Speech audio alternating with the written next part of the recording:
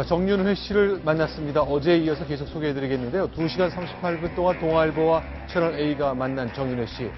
글쎄요, 우리 장모가 박근혜 대통령을 내게 소개했다. 이렇게 설명합니다. 하나 더 보겠습니다. 자, 내 아내, 한때 아내였던 최순실 씨. 근데 그 사람에게는 대통령의 연설문을 고칠 능력이 없다고 말했습니다. 그럼 우리가 알고 있는 건 무엇일까요? 과연 어떻게 설명을 했는지 지금부터 자근히 설명드리겠습니다. 먼저 내가 박근혜 대통령 만난 1990년대 상황으로 돌아가 보겠습니다. 먼저 음성 듣겠습니다. 내가 대통령 처음 만난 건 97년도 대선 전에. 그때는 아무도 없었으니까. 내 사업 계속 하고 있었는데 98년도에 오선 나오신다. 장모지 장모. 만약에 갑작스럽게 이제 정계에 입문하시고 막 이러니까 갑자기 사람도 없고 그래서 처음에는 많이 힘들었었죠. 정말 어렵게 힘들게 했어. 우리 밥 먹을 돈이 없어서 그때 여성 당원들인가 그분들이 와가지고 밥솥 갖다 걸어놓고 사무실에서 밥 해먹고 그랬다. 그 당시에 또 이제 문재인 대통령 그 당의 부총재였어. 상대가 안 됐었지. 우리는 너무 사무실도 걸어놓은 거 갑작스럽게 하나 없고 그렇게 하고 선거 치른 거예요. 네, 이상일 의원 나오셨는데요. 이제 중앙일보 정치부장 시절 그 이전부터도 이제 대통령, 박근혜 대통령 의원실의 취재를 오래 하셨잖아요. 예, 그런 이야기가 원래 좀 알려져 있던 얘기입니까? 뭐 어느 시점에 누구한테 소개를 받았는지 이런 이야기는 몰랐는데 오늘 처음 네. 나온 이야기인데요. 네. 그도 그럴 것이 1994년에 최태민 씨가 사망했어요. 그렇죠. 그러니까 1997년 대선 전이니까 네. 박근혜 대통령이 그때 이해창 당시 그 네. 한나라당 후보를 아마 지지할 때쯤 네. 만나지 않았을까. 그러니까 최태민 씨 그 부인 임선희 씨가 대통령하고는 각별한 사이니까 그때 사이를 좀 도와드려라 이렇게 했을 것 같아요. 그리고 그때 네. 박근혜 대통령이 이해창 총재 지지하기 위해서 전국을 이렇게 네. 순회하면서 유세도 했고 그렇기 네. 때문에 실무적으로 그때 정윤회 씨가 박근혜 대통령을 처음 만났고 그때 열심히 도와드린 것 같고 네. 그 이듬해 1998년에 네. 이제 김대중 정부가 취임하고 네. 4월에 보궐선거가 이제 달서에 네. 있잖아요. 예. 원래 박근혜 대통령은 당시 문경 예천으로 출마하려고 했습니다. 네. 거기서는 100% 당선되는 상황인데 네. 한나라당에서 DJ가 동진 정책을 쓰니까 그때 네. 김종필 총리 설이 박태준 씨까지 전부 김대중 정부를 지원하고 있어서 네. 그때 엄삼탁이라는 아주 강력한 후보를 대구에서 출마를 시켰죠. 그러니까 네. 아무도 상대할 분이 없기 때문에 박근혜 대통령을 문경에서 차출해요. 그때 네. 사무총장이 서청원 전 대표입니다. 네. 그래서 박근혜 대통령이 그러면 당을 위해서 내가 어차피 정치를 하겠다고 했는데 당이 명령하면 내가 따르겠다 해서 달서에 출마해가지고 달성에 출마해서 그때 엄삼탁 씨 막강했는데 그걸 네. 결국은 무너뜨리고 동진 정책을 차단했죠. 그때. 자, 그러니까 내가 최순실 씨와 결혼한 이후에 박근혜 대통령을 만난 건 1997년이었다. 내 장모 임선희 씨가 소개했다는 겁니다. 그런데 저희가 예전에 기억나죠. 충청북도에 사는 머물고 있는 정관모 할아버지를 만났거든요. 이제 정윤회 씨의 아버지인데 직접 만났을 때 임선희 씨의 그 잔치 때 박근혜 대통령이 직접 노래까지 했다고 얘기하거든요. 이런 내용이었습니다. 목사님 사모님이 대통령을 위해서 굉장히 노력하셨어요. 생전에 아주 노력을 하시고 국회의원 선거 때도 가셔가지고 국회의원 처음에 보궐선거할 때 그 현장에 가셔가지고 계셨어요. 그 할매가 이제 나한테 그러지. 딸 너희 하고 몇까지 해서 한 5천만 원씩 내서 2억 5천만 원인데 이 차를 가지고 내나가라. 할머니는 선거 거의 내일부터 시작했다 그러면 전달 좀 내려가는 거야. 자, 98년도도 그렇고 2000년도도 마찬가지야. 동반년 전부 할매가 유일하게 있는 게 누구냐? 윤석열 후보는 안영부. 그 전화하면 이모 바꿔달라고 그래. 할머니 바꿔달라고 그래야 되는데 이모 바꿔달라고. 이게 노래는 뭐 부르셨대요, 그러면? 잊어버렸어요. 근데 아주 노래도 아주 상당히 좋은 노래 그렇게 잘 부르시대요. 그때 선거 때 이야기인데 그 임선희 씨가 네. 딸이 넷이 있잖아요. 그렇죠. 최순실 씨를 비롯해서. 네. 그래서 각자 다 5천만 원씩 내라. 네. 그래가지고 현금을 2억 5천을 마련해서 네. 직접 들고 갔다는 게 그 운전기사의 증언인데 그 임선희 씨가 당시 박근혜 후보하고 한 아파트에서 같이 쓰면서 네. 정말 뒷바라지를 열심히 했던 그걸 운전기사가 증언하고 있고, 그 박근혜 당시 후보는 처음에는 지지율에서 상당히 떨어졌었는데 전국에서 박정희 대통령, 유경수 여사를 그리워하는 분들이 전국에서 이제 몰려들어서 이제 선거 네. 도움을 주면서 이 역전시켜가지고 결국 승리를 하는데, 그때 임선희 씨는 그 뒷바라지를 열심히 했다라는 그런 이야기 같습니다. 자, 그럼 조금 더 들어볼까요? 정윤혜 씨, 동아일보와 채널A 기자를 만났을 때 이런 얘기를 또 했습니다. 그러면 나는 비서실장 자격으로 박근혜 대통령을 만났지만 그 이후에 남자 비서실장이기 때문에 여성 의원을 모시는 과정에 여러 가지 좀 장벽도 있고 어려움도 있었다는 얘기를 하고 있습니다. 과연 어떻게 설명할까요? 소개합니다.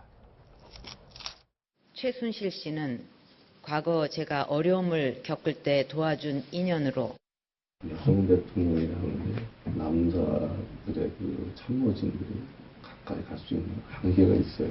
대통령도 인간이고, 예를 들어서 뭐 갑자기 급한 일이 생기면 같은 동성인 경우에는 보고 할 수 있고 그렇지만 이성인 경우에는 또 그런 것들도 제일 또 조심해야 될 부분들입니다. 이성이기 때문에 그런 분들이 또 있고, 그런 것 때문에 상당히 많은 또 오해를 받으셨잖아요. 네. 예, 지금 이야기를 들어보면 정윤혜 씨가 예전부터 계속해서 어떤 그 성별에 따른 그런 그 차이점으로 인해서 남성 보좌진들에서 할 수 없는 역할들을 네. 일정 부분 여성 보좌진에서 좀 수행을 해줬어야 할 필요가 있다. 남성 보좌진의 한계가 있다. 이런 점들을 계속해서 언급을 해왔는데 네. 국회의원이든 대통령이든 분명히 보좌진을 필요로 하는 그런 중요한 역할을 하고 있다 보니까 네. 어떤 그 뭐 성별의 차이가 있는 것도 사실이겠습니다만 이 남녀 때문에 어떤 문제가 생겼다라고 보기에는 좀 네. 어렵지 않을까. 이게 지금 최순실 사태가 네. 어떤 성별에 따른 그런 호와 불호에 따른 문제가 아니지 않습니까? 네. 그렇기 때문에 어떤 성별의 문제를 볼 것이 아니라 어떤 정책적인 문제, 이런 그 네. 판단의 문제로 봐야 할 것 같습니다. 네.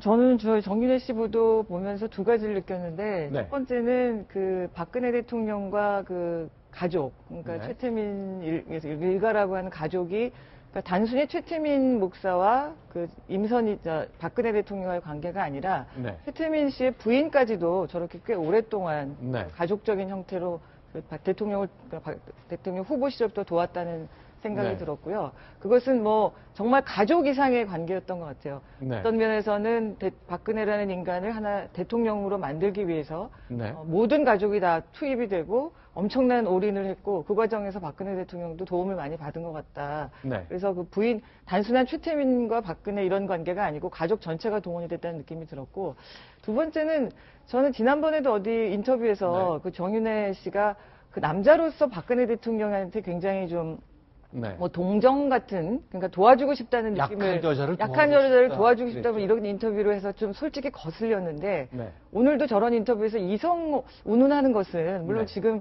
뭐 경황이 없으시고 지금 네. 사태가 워낙 당신이 생각했던 것보다 확대가 돼서 무슨 말을 해야 될지 네. 그런 상황은 이해는 되나, 네. 보좌관 입장에서 꼭 저런 이성의 뭐 언급을 한다는 것 자체는 좀 네. 적절하지 않다라는 생각이 듭니다. 자, 그렇다면요. 이제 곁에서 본, 결국 최순실 씨와 그 부부관계를 유지하면서 곁에서 본 최순실 씨의 모습이 있을 텐데, 그동안은요. 어쨌건 이렇게 처음 시작된 것은 태블릿 PC 안에 들어있는 그 대통령 연설문 때문에 최순실 씨가 대통령 연설문을 고친다 그랬거든요. 물론 비슷한 정황 증거들이 계속 나오고 있습니다만 정윤혜 씨 생각은 좀 다른 것 같습니다. 능력이 아예 안 된다고 얘기하네요. 또 소개하겠습니다. 연설문이라는 게 알다시피 팩트래야 돼요, 팩트. 그 다음에 그 연설문에 대해서 책임을 져야 돼요. 책임져야 돼. 근데 그거를 모르는 사람이 자문을 한다? 그건 아니라고.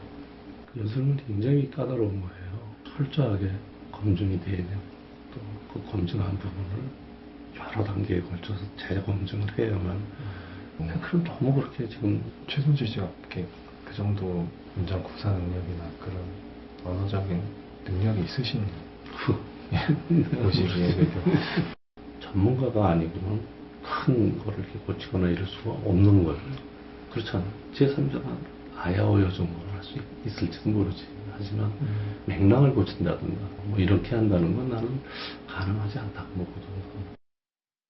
저는 네. 그 정윤회 씨 그 이야기가 일리가 있다고 봅니다. 네. 이 연설문의 전체 흐름을 본인이 최순실 씨가 다 해서 네. 하는 건 어려울 거라고 보고 또 그 정윤아 씨도 우리 엄마 좀 무식하다 이런 이야기도 했는데 다만 네. 어떤 한 대목에 있어서 단편적으로 자기 의견은 낼 수는 있다고 봐요. 그리고 어떤 표현을 좀 바꾸거나 네. 이런 거는 최순실 씨도 얼마든지 의견을 낼 수 있다고 보고 그 한 애가 네.